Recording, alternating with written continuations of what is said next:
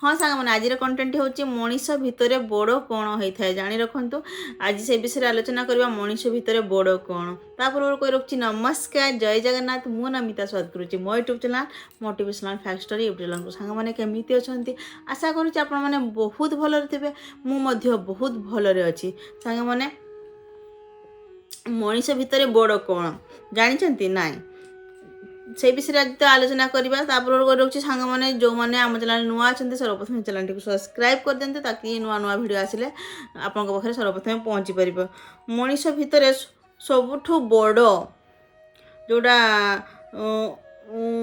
मनीष भितर सबुठ बड़ सुख कौन जानते प्रशंसा।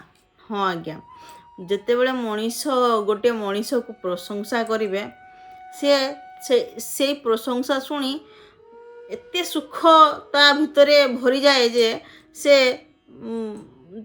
पूरा आनंदित होता है आ जितेबले से निजर प्रशंसा क्या भल न लगे समस्त को प्रशंसा भल लगी था प्रत्येक मनीष को प्रशंसा भल लगी था समस्ते चाहती जे लोक मैंने तांकर प्रशंसा करंतु तो मनीष भितर सबुठ बड़ सुख होची तार प्रशंसा ता पाखरे जत्ते धन संपत्ति थाउ कोई प्रशंसा करुनथिबे निंदा करुथिबे ताले से सुखी हो पारिबनी जदि किछि भी नथिबो ताको प्रशंसा करुथिबे तारीफ करुथिबे ताहाले से सबु बेले बहुत सुखरे रही था आज्ञा एटा होची प्रकृत सत्य कथा मनीष भितर सबुठारु बड़ दुख कौन मनीष भितर सबुठारु बड़ दुख होची अपमान जितेबले गोटे मनीष को ताना मारे अपमान करे पब्लिक सामने कि कौटी भी ताहले से ताठू बड़ दुख किछि भी नाही कहीं ना गोटे मनीष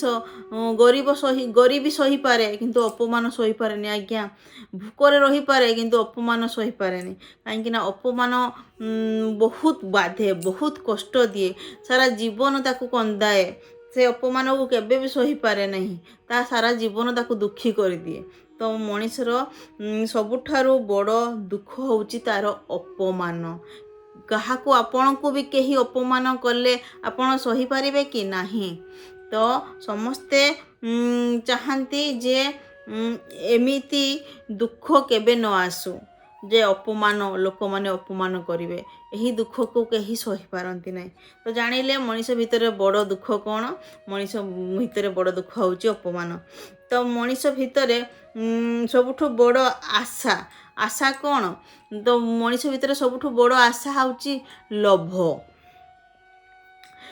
कहीं ना गोटे आशा पूरण हो गले से तार लोभ बढ़ी जाए से पुणी आ गोटे आशा करे हाँ कि नहीं ताना आशा केबे शेष हुए नि आज्ञा लोभ केबे शेष हुए नि तो से कह जाए मनीषर बड़ आशा होची लोभ मनीष भितर से रही थाए जितेबले तार मृत्यु हुए सेते बेले ही तार आशाटी सरे ठीक अच्छे लोभ सरे न मनीष जीवन अच्छी माने लोभ अच्छी है से कहनी मनीषर आशा केबे सरेनी ठीक अच्छे सांग मैंने मनीषर सबुठ बड़ आशा होची लोभ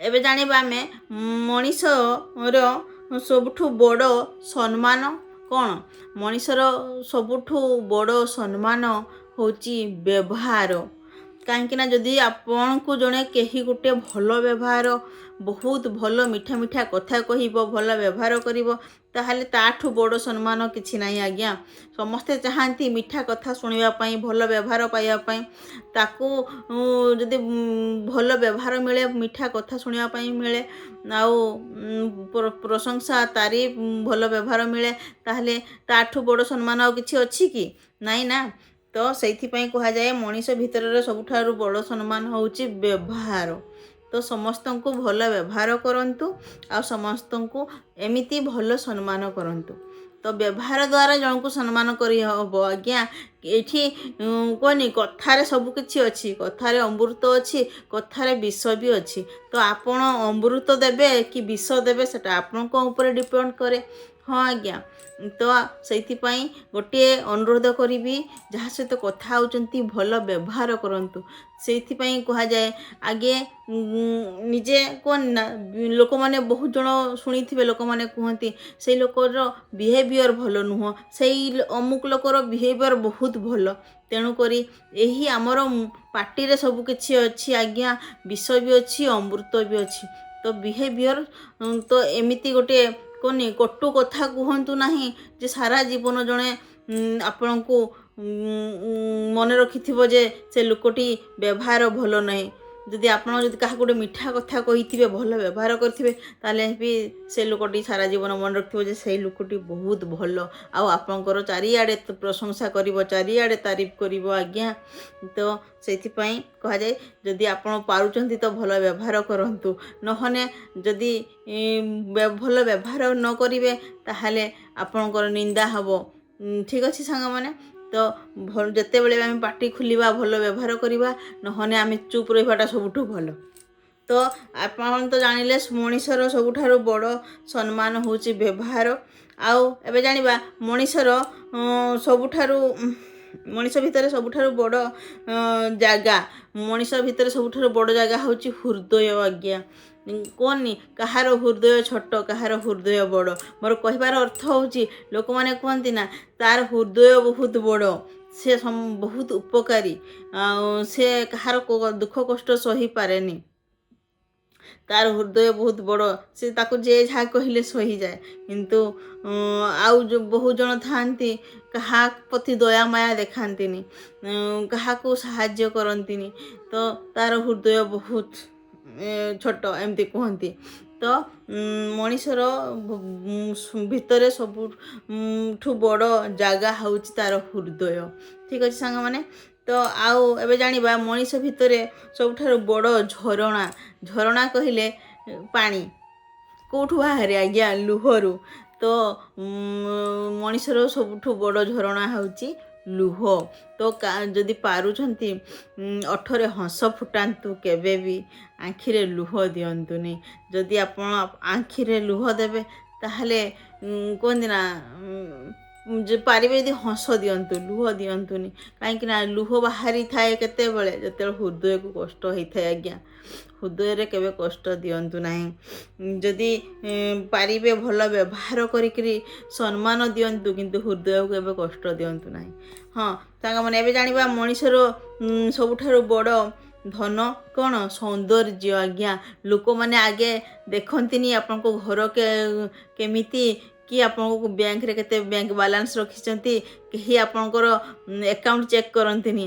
ଆଗେ ଆପଣ ଚାଲି ଯାଉଥିବା ବେଳେ ଆଗେ ଆପଣଙ୍କର ସୌନ୍ଦର୍ଯ୍ୟ ଦେଖିବେ, କେମିତି ଦେଖାଯାଉଛନ୍ତି, ଆପଣଙ୍କ ରୂପ କେମିତି, ଆପଣଙ୍କ ଆଖି କେମିତି, ଆପଣଙ୍କ ନାକ କେମିତି, ଆପଣଙ୍କ ପାଟି କେମିତି, ଆପଣଙ୍କର ମୁହଁ କେମିତି, ଆପଣଙ୍କର ଫିଗର କେମିତି। ପ୍ରଥମେ ଲୋକମାନେ ଆପଣଙ୍କର ସୌନ୍ଦର୍ଯ୍ୟକୁ ଦେଖିଥାନ୍ତି। ସେଇଥିପାଇଁ କୁହାଯାଏ ମଣିଷ ଭିତରେ ସବୁଠୁ ବଡ଼ ଧନ ହେଉଛି ତାର ସୌନ୍ଦର୍ଯ୍ୟ। ଠିକ୍ ଅଛି ସାଙ୍ଗମାନେ। ଏବେ ଜାଣିବା ମଣିଷର ଭିତରେ ସବୁଠାରୁ ବଡ଼ କ୍ରୋଧ। କ୍ରୋଧ କ'ଣ? ହିଂସା ଆଜ୍ଞା। ଯେଉଁ କ୍ରୋଧ ମାନେ ରାଗ। ରାଗ ଗୋଟେ ଲୋକ ରାଗେ କାହିଁକି? ହିଂସା ପାଇଁ। ଆଜିକାଲି ଲୋକମାନେ ହିଂସାରେ ଜଳି ଯାଉଛନ୍ତି। କେହି ଉନ୍ନତି କରିଲେ ସହି ପାରୁନାହାନ୍ତି। ସମସ୍ତେ ସ୍ୱାର୍ଥପର ଦୁନିଆ, କଳିଯୁଗର ଦୁନିଆ ହେଉଛି ସ୍ୱାର୍ଥପର। ଏଇଠି ଲୋକମାନେ ଲୋକକୁ ହିଂସା କରୁଛି, ନାରୀ ନାରୀକୁ ହିଂସା କରୁଛି ଆଜ୍ଞା। ତ ଏଇଠି କୁହାଯାଏ ଯେ ମଣିଷ ଭିତରେ ସବୁଠାରୁ ବଡ଼ କ୍ରୋଧ, ରାଗ ଟା ହେଉଛି ହିଂସା। ହିଂସା ପାଇଁ ହିଁ କ୍ରୋଧ ଆସିଥାଏ ଆଜ୍ଞା। ଠିକ୍ ଅଛି ସାଙ୍ଗମାନେ, ଜାଣିଲେ ତ ଆଜି ତ ଜାଣିଲେ ମଣିଷ ଭିତରେ ସବୁଠାରୁ ବଡ଼ କ'ଣ। ତ ସାଙ୍ଗମାନେ, এই ଭିଡ଼ିଓଟି ଯଦି ଆପଣଙ୍କ ପାଇଁ ହେଲ୍ପଫୁଲ୍ ହେଇଛି ତାହେଲେ ନିହାତି ଭାବରେ ଚ୍ୟାନେଲଟାକୁ ସବସ୍କ୍ରାଇବ୍ କରିଦିଅନ୍ତୁ, ଭିଡ଼ିଓକୁ ଲାଇକ୍ କରନ୍ତୁ, ଆଉ ସାଙ୍ଗସାଥି ଭାଇ ଭଉଣୀ ସମସ୍ତଙ୍କୁ ଏହି ଭିଡ଼ିଓଟି, ବନ୍ଧୁବାନ୍ଧବ ସମସ୍ତଙ୍କୁ ସେୟାର କରନ୍ତୁ। ଆଶା କରୁଛି ଆପଣଙ୍କ ପାଇଁ ଭିଡ଼ିଓଟି ବହୁତ ହେଲ୍ପଫୁଲ୍ ହେଇଥିବ। ଆପଣଙ୍କ କହିବା ଅନୁସାରେ ଯେତିକି ଆପଣ ମୋତେ ଭଲ ପାଇବା ଦେଇଛନ୍ତି, ସେଥିପାଇଁ ବହୁତ ବହୁତ ଧନ୍ୟବାଦ ସାଙ୍ଗମାନେ। ଆଉ ବହୁତ ଜଣ ଭାଇ ଭଉଣୀ, ଖାସ୍ କରି ମୋର ସାଙ୍ଗ ଯେତେ ସବସ୍କ୍ରାଇବର, ମୋର ଫ୍ରେଣ୍ଡ ଅଛନ୍ତି, ପୁରା ୟୁଟ୍ୟୁବ୍ ଫ୍ୟାମିଲି, ସମସ୍ତଙ୍କୁ ବହୁତ ବହୁତ ଧନ୍ୟବାଦ ସାଙ୍ଗମାନେ। ଆଉ ଆପଣମାନେ ଯେଉଁ ମେସେଜ୍ ମୋତେ କରିଛନ୍ତି ଯେଉଁ ବିଷୟରେ ଭିଡ଼ିଓ ଆଣିବା ପାଇଁ ତାହା ତ ମୁଁ ନିହାତି ନେଇକି ଆସିବି ଧୀରେ ଧୀରେ। ଆଉ ସମୟ ଅଭାବରୁ କଣ୍ଟିନ୍ୟୁ ମଝିରେ ମଝିରେ ଭିଡ଼ିଓ ଆସିପାରୁନି, ସେଥିପାଇଁ ମୁଁ ବହୁତ ଦୁଃଖିତ। ଆଉ ଏଣିକି ମୁଁ ଭିଡ଼ିଓ ଆଣିବି। ଆଉ ଆଗକୁ ଗୋଟେ କଥା କହିବି, ମୁଁ ଏଇ କିଛି ଦିନ ପରେ ଯାଉଛି ବୃନ୍ଦାବନ ଯାଉଛି। ହୁଏତ ମୁଁ ରେଗୁଲାର ଭିଡ଼ିଓ ଛାଡ଼ି ନପାରେ, ତଥାପି ମୁଁ ଚେଷ୍ଟା କରିବି ଭିଡ଼ିଓ ଆଣିବା ପାଇଁ। ତ ରାଧାରାଣୀଙ୍କ ପାଖକୁ ଯାଉଛି ଦର୍ଶନ କରିବା ପାଇଁ।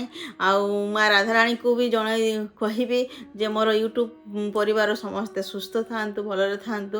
ଆଉ ଯେତେ ପରିବାର ଅଛନ୍ତି ଆଉ ସମସ୍ତେ ମୋତେ ସେତିକି ଭଲ ପାଇବା ଦେଇଛନ୍ତି, ଆଉ ମୁଁ ବି ଆପଣଙ୍କୁ ବହୁତ ଭଲ ପାଏ। ଆଜିର ଭିଡ଼ିଓଟିରେ ବହୁତ କିଛି ଶିଖିବା ପାଇଁ ମିଳିଛି ନିହାତି ଭାବରେ। ଯଦି ତାହେଲେ ଭିଡ଼ିଓଟିକୁ ସେୟାର କରିଦିଅନ୍ତୁ ସାଙ୍ଗମାନେ। ମଣିଷ ଭିତରେ ବଡ଼ କିଏ ସବୁ କିଛି ଜାଣିପାରିଲେ ସାଙ୍ଗମାନେ। ଆଉ ଆଶା କରୁଛି ଏମିତି ଆଗକୁ ମଧ୍ୟ ସପୋର୍ଟ କରିବେ।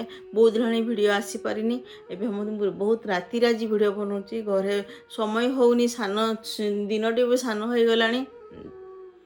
ଆଉ ସାଙ୍ଗମାନେ କ'ଣ କହିବି, ସପୋର୍ଟ କରନ୍ତୁ, ଭିଡ଼ିଓକୁ ବହୁତ ମାତ୍ରାରେ ସପୋର୍ଟ କରନ୍ତୁ। ଆଉ